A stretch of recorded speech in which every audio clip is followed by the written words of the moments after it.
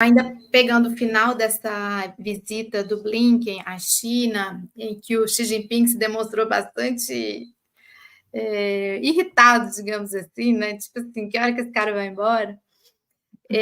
No final da visita, uma entrevista que o Blinken deu, ele falou que a China está tentando interferir nas eleições dos Estados Unidos, né? Falou com todas as palavras. Algo que também houve essa fala lá naquele encontro, quando o Xi Jinping esteve nos Estados Unidos, naquele encontro com Biden e tudo mais. E uma das outras coisas que o Blinken falou, sem falar diretamente para a China, mas todo mundo entendeu, que nos Estados Unidos, quando perguntado sobre as manifestações dos universitários, que nos Estados Unidos há democracia e que o direito ao protesto e à manifestação é protegido, né? Só que não é bem isso que a gente está vendo, né? Nessas universidades, principalmente na Universidade de Colômbia. A cada hora que eu entro nas redes, tem uma nova universidade aderindo. Agora eu estava vendo no Kansas, não sei se foi aqui no chat alguém colocou sobre alguém o Kansas. Alguém comentou aqui sobre o Kansas. Eu tinha visto mais cedo em outros países, Austrália, o nosso convidado Chico Alencar falou do México. Mas o fato é que nos Estados Unidos há uma grande repressão hoje a esses protestos. E ontem Biden falou pela primeira vez sobre, né? E ele falou: tem o direito de manifestar, tem que respeitar a lei, mas o nosso apoio a Israel continua intocável. Ele falou isso, com todas as palavras. Como que você lê essa situação neste momento nos Estados Unidos, destes protestos? Olha, eu acho que são protestos extremamente importantes. Eu estou lendo um livro de um professor da Universidade da Califórnia, um livro escrito em 2006, que ele faz um primeiro capítulo, assim, falando sobre a bolha americana, né? E usa ali os elementos que compõem a bolha americana. E ele coloca o lobby israelense como um dos elementos que compõem essa bolha. A mídia, o papel da mídia, o papel do militarismo que cresce ali a partir de 2001, e também o lobby de Israel, e mostra como esse lobby é fortíssimo nos Estados Unidos e que tem um impacto sobre a opinião pública, sobre a mídia, né, sobre a sociedade dos Estados Unidos mesmo. Então a gente vê, e agora está muito quente, né, e vai crescendo o número de universidades, mas se a gente vê, desde o 7 de outubro, os Estados Unidos foram um palco de muitos protestos, inclusive de judeus antisionistas. Isso é muito importante. Se a gente pega uma configuração da sociedade norte-americana, que os movimentos sociais, o sindicalismo, eles não têm protagonismo, né, ali nas forças sociais, e tem o lobby israelense, tem uma propaganda muito forte do papel de potência dos Estados Unidos, e esses protestos crescem, se avolumam dentro deste país, que tem uma ação direta, né, no massacre promovido por Israel. Eu acho que é muito importante, eu acho que é uma mudança, é uma virada muitíssimo importante e que, como você falou, Ana, está, né, inspirando movimentos em outros países. Inclusive, eu acredito, esse país que você falou, mas me parece também que no Japão já estão começando alguns acampamentos. Então, primeiro, eu estou vendo como uma movimentação muito importante, dado assim, o contexto dos Estados Unidos. Não estou aqui falando que os Estados Unidos não têm nenhum movimento social, não é nada disso, né? Mas, assim, comparativamente com outros países, o papel, uma política extremamente atrelada a Israel, sem muitas contradições internas sobre o papel de Israel, então acho que nesse momento é muito importante. Agora, sobre a repressão nos Estados Unidos, a gente repete, a gente que faz parte dos analistas progressistas e que está sempre falando, a gente repete o tempo todo a farsa da democracia americana. Eles têm uma farsa óbvia ali no sistema eleitoral, né? É um sistema até confuso, eu custo a entender, eu sempre tenho que estudar o sistema eleitoral norte-americano para entender, mas eles têm essa questão ali eleitoral de como funciona, né? Como se elege o presidente, mas tem também essa questão óbvia da repressão. E o Biden, eu acredito que ele esteja até levantando uma bandeira, me parece que alguém do governo já se posicionou sobre isso também, sobre um artifício muito usado, que é ligar o antisionismo ao antissemitismo, né? Um artifício de baixíssimo nível, eles usam muito, e isso faz parte também dessa questão da indústria do Holocausto. E outro ponto é que ele falou, né, que os Estados Unidos têm liberdade, mas é o país da ordem, porque ele quis dizer que os protestos são violentos, né? Ele não entrou no mérito das pessoas estarem protestando contra o massacre de um povo, mas sim que os protestos são violentos. Então, eu acho que acaba desnudando, acaba ficando absolutamente óbvio para a gente, e a gente precisa bater muito nessa tecla, porque é pedagógico, a farsa da democracia norte-americana.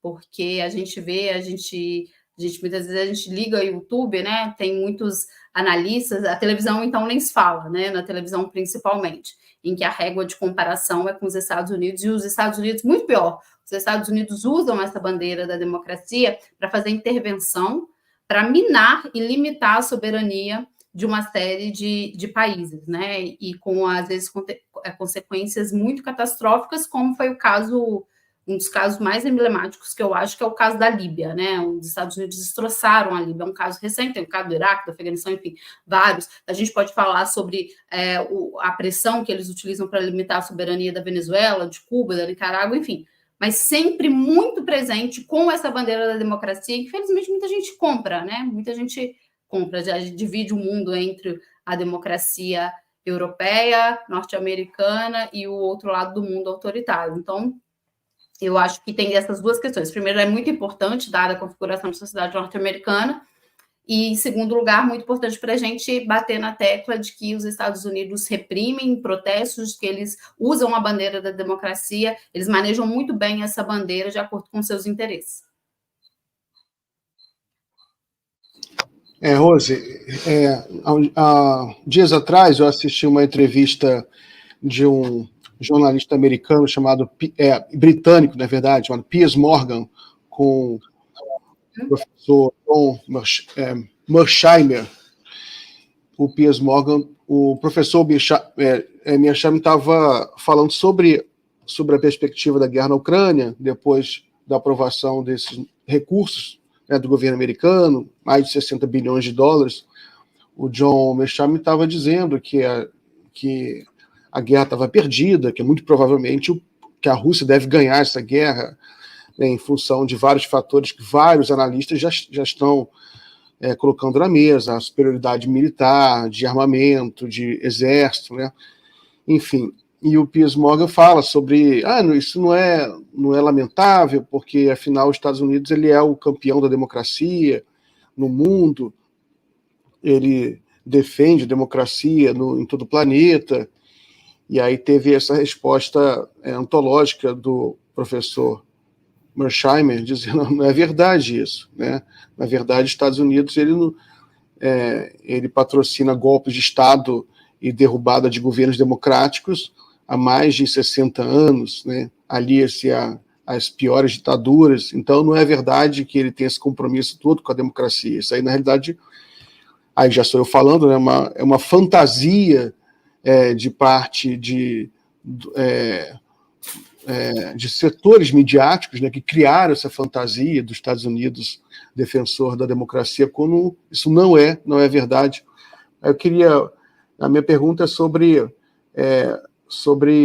voltando ainda à questão da Ucrânia, que é uma guerra que vai voltar a morrer mais gente, porque esse dinheiro caindo lá na conta da Ucrânia já começou a morrer mais gente. Eu vi até uma entrevista hoje com uma autoridade militar da Rússia dizendo que nos últimos dias morreram muitos ucranianos, porque entrando dinheiro lá, eles não são preparados, a Ucrânia está convocando recrutas sem nenhum preparo, está jogando, está praticamente lançando uma geração inteira de ucranianos numa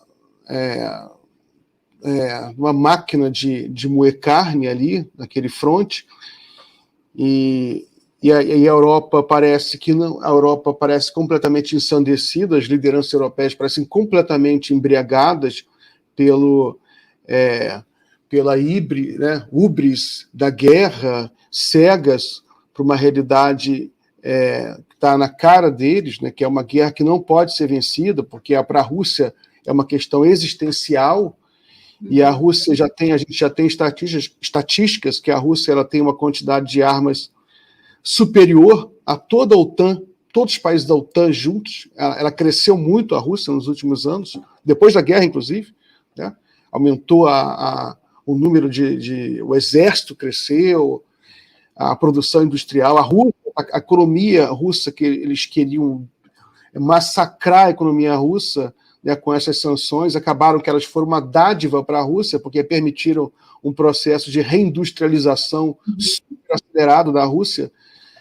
E como é que você está vendo agora, depois da aprovação desses recursos, como vai ficar a questão da Ucrânia? Então, o Mersheimer, só para fazer um comentário, o Mersheimer, junto com o Stefan Alt, escreveu sobre o lobby israelense, inclusive sofreu muita pressão para publicar, né, isso lá no início dos anos 2000, já falando sobre como o lobby israelense opera na sociedade, no sistema político norte-americano. Bom, o que a gente tem, né, da guerra da Ucrânia? A Rússia ganhando posições, pessoas, né, ligadas lá às Forças Armadas da Ucrânia admitindo que a Rússia está ganhando posições, né? Eu acredito que militarmente, no campo de batalha, pelas análises militares que eu acompanho, eu não sou especialista nessas questões táticas militares, mas eu gosto de acompanhar. No campo de batalha, a Rússia está numa situação muito mais confortável, né? Começou uma grande virada ali de estratégia a partir de setembro de 22, conquistou territórios, manteve esses territórios. Internamente na Rússia, o Vladimir Putin foi eleito, né, com uma votação, foi uma vitória acachapante do Putin. Economicamente, o FMI já subiu esse ano a previsão de crescimento da Rússia, então a Rússia está nessa posição muito melhor do que a Ucrânia militarmente e economicamente. No sistema internacional também o objetivo não foi alcançado, que é justamente isso que os Estados Unidos perseguem há algum tempo já com as sanções, que é colocar a Rússia como um parceiro tóxico, né, criar um cerco político nas instituições internacionais, as organizações multilaterais, e colocar a Rússia numa situação ruim e afastar ela de parceiros importantes. Eles também não conseguiram. O que os Estados Unidos conseguiram, que a gente pode dizer que eles foram bem articulados e se deram bem, foi em vender cada vez mais armas. O complexo militar industrial dos Estados Unidos está vendendo muitas armas e as grandes companhias de petróleo também estão se dando bem, né, com essa guerra.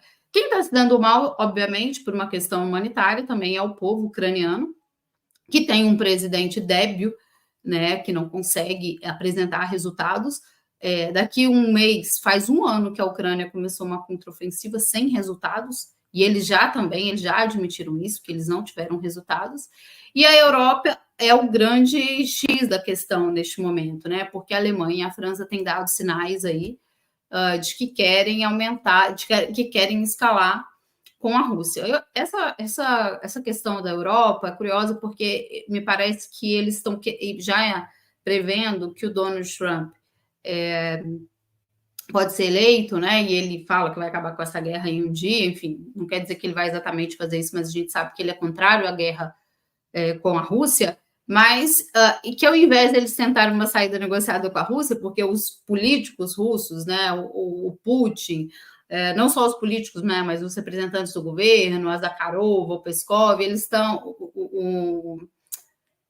nossa, me fugiu o nome agora do ministro das Relações Exteriores, o Lavrov, eles estão há um tempão batendo na tecla do seguinte: vamos negociar o final dessa guerra, né? O Lavrov, quando veio aqui no Brasil, no G20, né? Ele falou até irritado, tá aí o Blinken aí, por que a gente não sente, por que aí tá aí com Lula, por que não tem uma mesa de negociação dessa guerra? Exatamente, e aí a França, eu vou sublinhar aqui a França e a Alemanha, em vez de eles sentarem uma saída negociada, né, de sentar na mesa com a Rússia, não, eles têm um pânico anti-russo ali, uma ideia de revanchismo russo, umas teses totalmente descabidas de que a Rússia pretende fazer uma expansão em direção à Europa ali, né? Enfim, é uma coisa muito descabida, mas parece que eles estão optando para escalar com a Rússia e me parece para assumir esse conflito caso uma saída dos Estados Unidos, né, de que eles ali estejam fornecendo ajuda para a Ucrânia, caso os Estados Unidos saiam. Isso vai ter resultado? Eu acredito que não. A Rússia já se mostrou muito resiliente economicamente, politicamente, eles foram...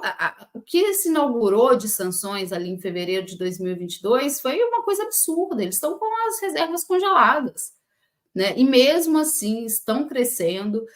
A população russa não passa por dificuldade de abastecimento de comida, né? Tem comida nos mercados, não é aquela economia, né? Nós estamos em guerra e as pessoas não estão tendo que comprar, né? Então, eu acho que existe um esforço aí desse grupo político do Biden, dos democratas, do Blinken, da Nancy Pelosi, em continuar vendendo armas, né? Até um esforço interno assim para aprovação, porque os republicanos estão batendo muito pé. Eu acho que a gente já fez um programa até sobre isso, né, ô Miguel, que era sobre quando estava tramitando uma votação, ou no ano passado, em setembro do ano passado, se ia sair ou não a ajuda para a Ucrânia, porque os republicanos não queriam, e agora saiu uma ajuda, mas no pacote com Israel. Né? Mas, assim, eu acho que existe ali, a principal questão para os Estados Unidos, neste momento, está ligada ali o complexo militar industrial, porque eles ainda estão ganhando muito dinheiro, né? Mas não acredito que o Donald Trump vá manter essa guerra caso ele se eleja. A grande questão, eu acho que vai abrir um cenário interessante é se o Donald Trump for eleito e o que vai fazer, principalmente França e Alemanha.